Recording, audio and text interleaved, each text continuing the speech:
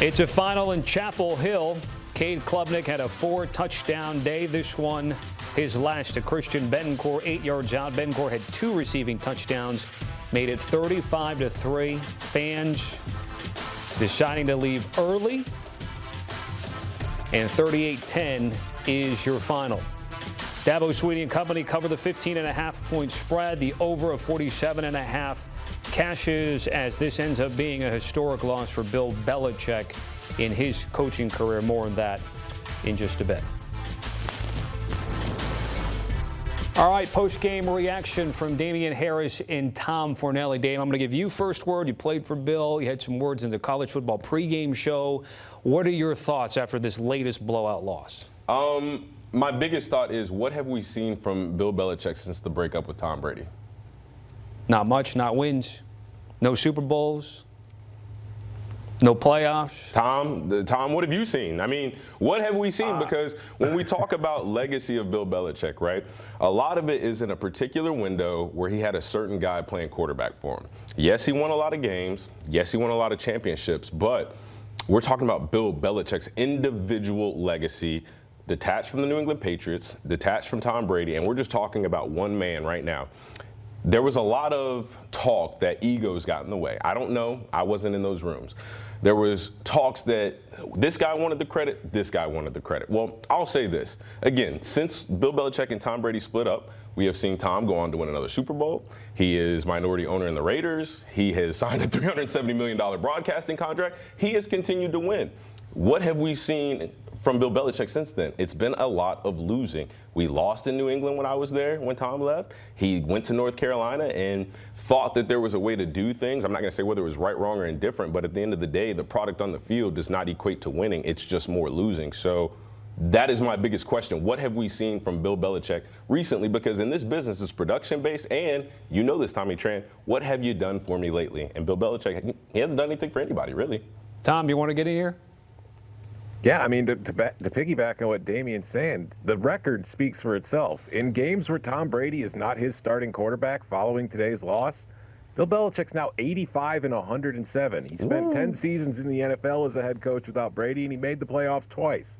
It's pretty clear, I think, in my mind, who won that battle and who the bigger part of that dynasty was. It was Tom Brady. And I think if you look at this entire process that brought Bill Belichick to North Carolina in the first place, it's been a joke from the very beginning. Absolutely. The athletic director, Bubba Cunningham, did not want to hire Bill Belichick. He was planning on going after Iowa State's Matt Campbell or John Sumrall, who's at Tulane. It was the boosters and the Board of Regents who put Belichick on him and pushed him to hire him. So he made the decision. Those are his bosses. They cut the checks. He's doing what he was told. And this is what you're getting for it. An absolute embarrassment of a football program that is giving up 28 points in the first quarter to a Clemson team that hadn't scored 28 points in a game all season and had been one of the bigger stories in college football for how poorly they had played, considering what the expectations were for them coming in. Now they come to North Carolina and they treat the Tar Heels like a doormat by stomping on them. And frankly, Clemson took their foot off the gas after that first quarter. This score could have been a lot worse than it was. And you saw at the end of the stadium,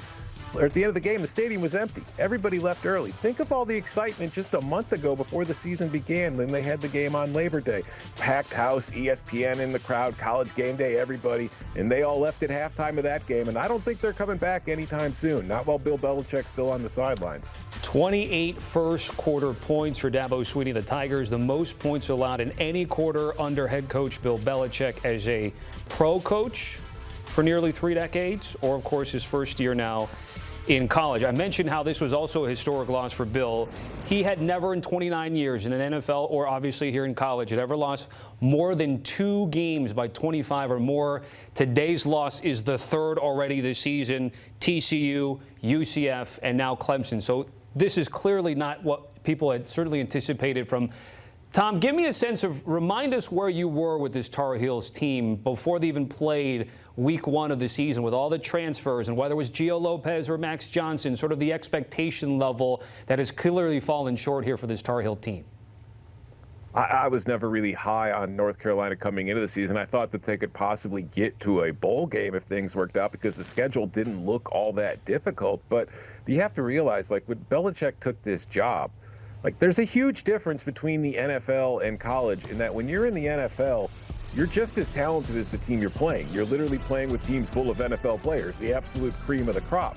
When you get to the college level, talent is what wins. It's not your zone pattern matching schemes. It's the ability to line up against the guy across from you and beat him. And when you see what they brought in from the transfer portal, yeah, it was a highly rated class, but it was because there was like 1,000 kids in it. It wasn't as if the portal class was filled with 4- and 5-star players. It was filled with guys who maybe were highly rated coming out of high school who went somewhere else and it hadn't worked out for them at their other schools. Or it was guys like Gio Lopez who were making the move up from a G5 school to a Power 4 opportunity who have struggled to adapt to the level of play at the new conference level. So this is not a huge surprise. I will say I am somewhat surprised by how badly they look, but the fact that they're losing games was not a shock to me. I mean, the fact that CBS features Tom Fornelli, I'm not surprised because I could not have sat down and typed it, thought it, wrote it down better myself from top to absolute bottom. I mean, Tom, you nailed it. And I want to hit on a piece that, as a former Belichick player, something that I'm not even going to mince my words. It grinds my gears, Tommy Tran, is when you look at North Carolina, and Tom made a point, right?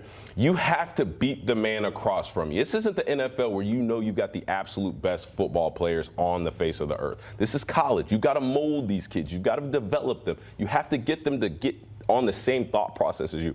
When I watch North Carolina play, it doesn't just look like they're out-talented. It just doesn't look like they're playing with any fundamentals, with no rhythm, no scheme, no discipline, no nothing. And it's so uncharacteristic for a Bill Belichick coach team because all he harps on are the fundamentals, are the details, every play having a possession of its own, the importance of taking care of the football, the importance of moving the ball from the 20 to 20, the importance of starting fast to start off the game, and you're down 28 at half. There is nothing, absolutely nothing, Brady or not, there is nothing that I see when I watch North Carolina play football, there is nothing on tape that I have ever heard come out of Bill Belichick's mouth, and that is the most disappointing thing. It can tell that it's been eating at you, what you're saying right now. As a player on this Tar Heel team, where do you go from here? How do you approach after today? Let me be careful of my words because I don't want to rub anybody the wrong way, but this experiment is not working. Just like Tom Fornelli said, to start the season, some people saw it as a joke and saw that this was coming. I mean, I'm with Tom. I didn't necessarily think they were going to the playoffs this year. I didn't expect them to be as bad as they are. And not only are they bad, they're getting talked badly about. So if I'm a player and I've got any type of talent and I know I'm better than what we're putting on the field, well, guess what? There's a transfer portal. Guess what? There's NIL. Guess what? There's a name on the back of my jersey that I can play for just as much as the one on the front of my jersey. So again, when you're in a place that is a dumpster fire, which is where North Carolina is, selfishly, and sometimes it's wrong, sometimes it's right, but you have to start thinking about yourself, your window of opportunity you have as a football player, and maximizing your talent and your name, image, and likeness while you can, because there is no guaranteed that your name is going to be called on draft night. Tom, if I come to you in terms of, I don't know if Tar Heel fans have come into the chat on the Cover 3, but what are the chances Bill doesn't make it through this entire season?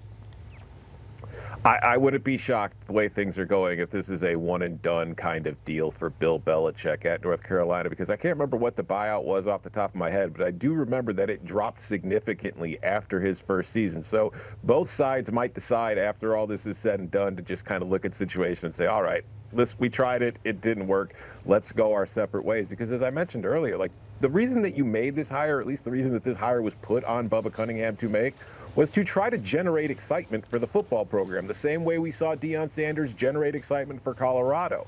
But there's no excitement right now. Nobody is sticking around for the end of these games. Everybody is already kind of checked out on the football season, including, I think, half the roster who just joined it a few months ago via the transfer portal. So I do not see things turning around anytime soon. And I just feel like if it's like this week after week, why would either side want to do this again next year? It's going to be more of the same.